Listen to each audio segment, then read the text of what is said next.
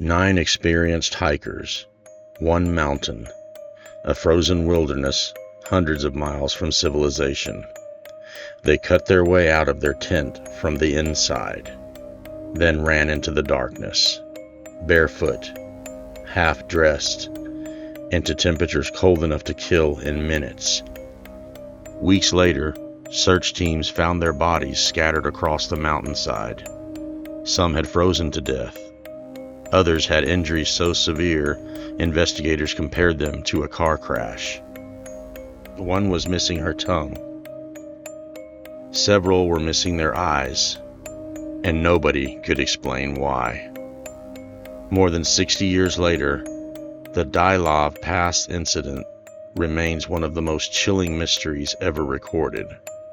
While modern investigations have proposed natural explanations, debate continues over what truly happened that night. Tonight, we open up the file. This is Blackfiles, and this is the case of the Dyatlov Pass incident.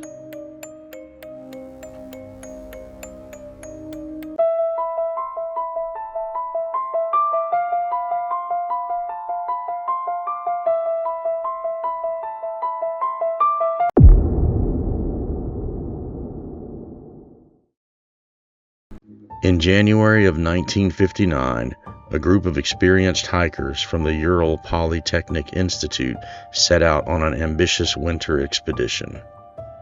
Their leader was Igor Dyatlov. The goal was simple: travel deep into the northern Ural Mountains, complete a difficult skiing route, earn the highest hiking certification available in the Soviet Union. These weren't amateurs. Many had survived harsh expeditions before. They knew winter conditions, they knew survival, and they knew the risks. What they didn't know was that none of them would return.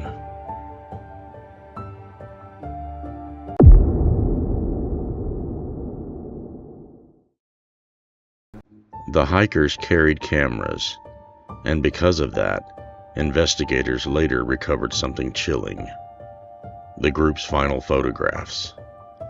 The images show smiling faces, friends joking together, skis cutting through deep snow, the kind of ordinary moments that become haunting only after tragedy strikes. One photograph appears to show the group setting up camp on the slope of the mountain known as Kholat Syakhy. Translated from the local Mansi language, its name means Dead Mountain, an unsettling name, and one history would never forget.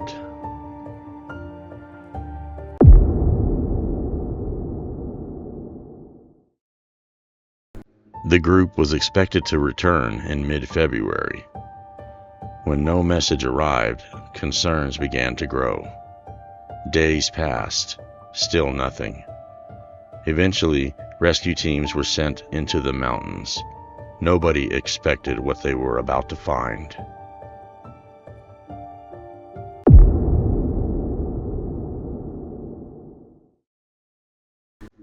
February 26, 1959. Searchers located the campsite. At first glance, it looked abandoned. Then they noticed something strange.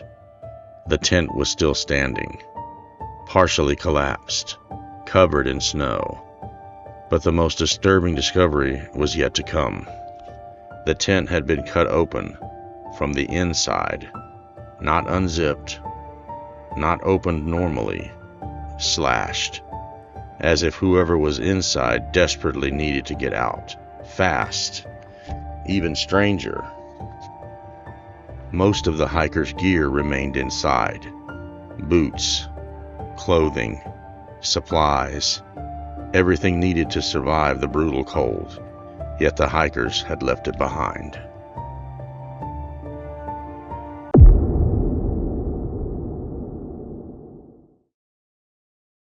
Investigators followed tracks leading away from the tent. The footprints revealed something terrifying. The group had not run chaotically. They appeared to leave together.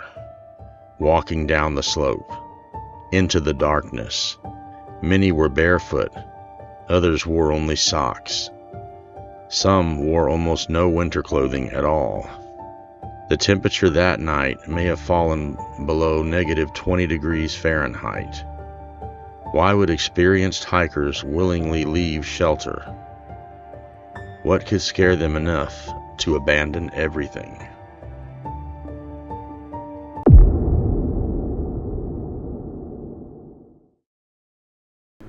At the edge of a forest, searchers discovered 2 bodies beneath a large cedar tree. The men were barefoot. A small fire had been built nearby. It appeared they had desperately tried to stay alive, but the cold had won. Between the tree and the tent, 3 more bodies were found, including Dyatlov himself. It looked as if though they had attempted to return to camp. They never made it. At this point, investigators believed they understood the tragedy. Exposure, hypothermia. Case closed. Then they found the remaining 4 hikers, and everything changed.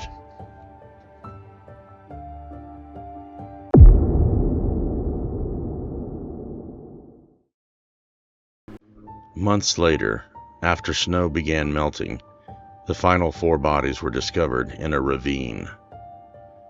The injuries shocked investigators. One victim had a fractured skull. Others had devastating chest trauma. The force required to create such injuries was enormous. Yet there were few external wounds. No obvious signs of a violent attack.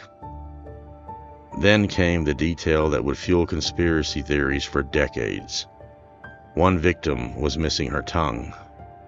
Others were missing eyes and facial tissue. Suddenly, this wasn't just a survival tragedy. It was a mystery.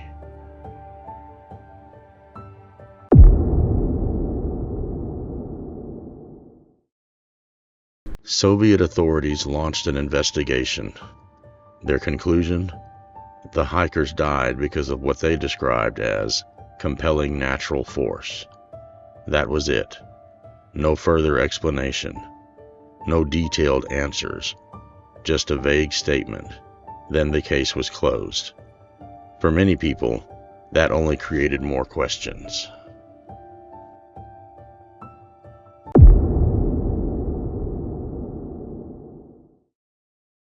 As years passed, more unusual information emerged.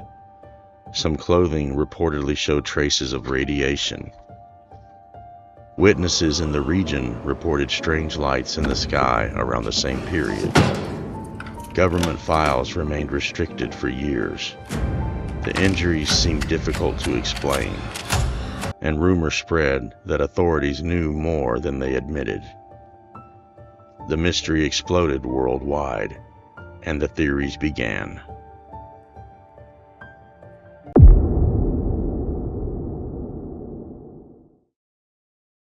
Today, the most widely accepted explanation involves a slab avalanche. According to modern scientific studies, the hikers may have unknowingly weakened the snowpack while setting up camp. Hours later, strong winds could have caused a delayed snow collapse. A mass of snow may have slammed into the tent. Fearing a larger avalanche, the group cut their way out and fled into the night. In darkness and freezing temperatures, they became separated. Some succumbed to hypothermia. Others suffered fatal injuries after falling into the ravine. The missing soft tissue may have resulted from natural decomposition and scavenging after death. Many experts consider this the strongest explanation, yet not everyone agrees.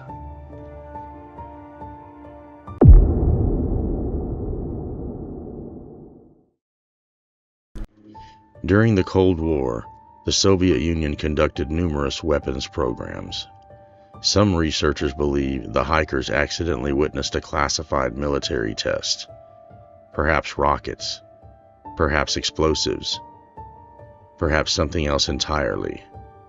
Supporters point to reports of glowing fireballs in the sky and the secrecy surrounding the investigation. The problem? No definitive evidence has ever emerged.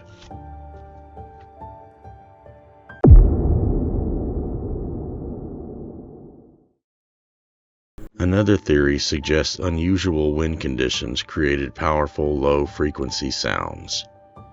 Sounds humans cannot consciously hear. Some researchers speculate these frequencies may trigger fear, anxiety, or panic. The idea suggests the hikers experienced overwhelming terror and fled their tent irrationally.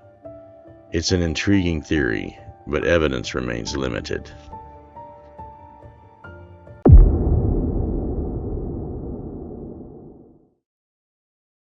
This is where the case enters blackfiles territory.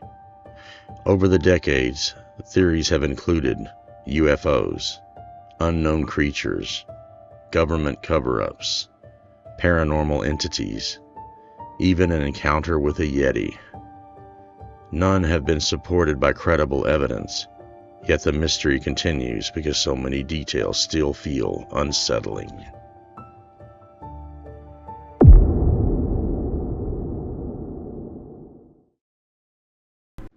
Imagine it. It's after midnight. The wind is screaming across the mountain. Snow pounds the tent. Visibility is almost zero. Something happens. Something serious enough that 9 experienced hikers decided staying inside is more dangerous than facing the freezing wilderness. They slash through the tent, step into the darkness, and disappear, one by one, until the mountain claims them all.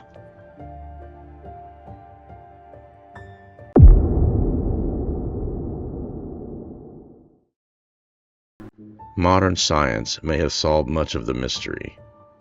The slab avalanche theory explains many of the strange details that once seemed impossible. But some questions remain. Questions about fear, about decisions, about those final moments on Dead Mountain. And perhaps that's why the Dyatlov Pass incident continues to fascinate the world. Because even when science provides answers, the darkness still feels unexplained.